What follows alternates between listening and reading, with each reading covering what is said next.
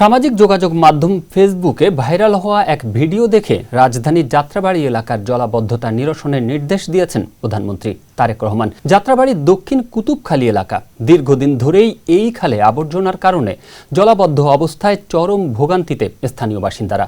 সম্প্রতি খালের নোংরা পানি উপচে এক খিচুড়ি ব্যবসায়ীর দোকানে ব্যাপক ক্ষতিগ্রস্ত হয়। নিরুপায় হয়ে সেই ভুক্তভোগী দোকানি নিজের দুর্ভোগ ও অসহায়ত্বের চিত্র তুলে ধরেন সামাজিক যোগাযোগ মাধ্যমে।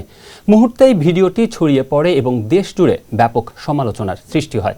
ভিডিওটি নজরে আসার পরেই প্রধানমন্ত্রীর নির্দেশে ঘটনাস্থলে যান স্থানীয় সরকার, পল্লী উন্নয়ন ও সমবায় মন্ত্রণালয়ের প্রতিমন্ত্রী মীর শাহে আলম। এ সময় প্রতিমন্ত্রী খালের বর্তমান পরিস্থিতি এবং পানি নিষ্কাশনের অব্যবস্থাপনা খতিয়ে দেখেন।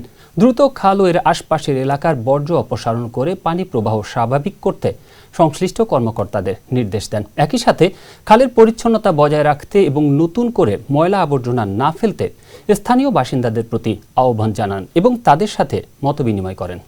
ময়লাগুলো আসে কোথেকে? ময়লাগুলো স্যার এটা একটা বিশাল বড় খাল, ফ্লাই বার হতে এই পর্যন্ত জয়েন। এখানে দেখা যায় 1 লক্ষ ফ্যামিলি এই খালটার সাথে জড়িত।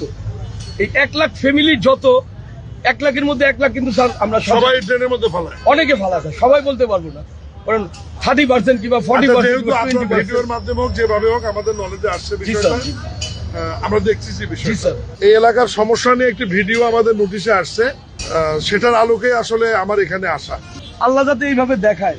আমাদের জিয়া রহমান সাহেব ছিল, ওনার সাথেও দেখছি, আর আজকে ওনারই সন্তান, ওনার পদক্ষেপ দেখলাম। আল্লাহ যাতে ওনাকে ভালো রাখি, আর উনি যে এতটুকু দেখার পর আমাদের জন্য এত বড় একজন প্রশাসনের লোক মন্ত্রী সাহেবকে পাঠাইছে, এজন্য আমরা সবাই কৃতজ্ঞ, আর আমরা মহল্লাবাসী সবাই খুশি।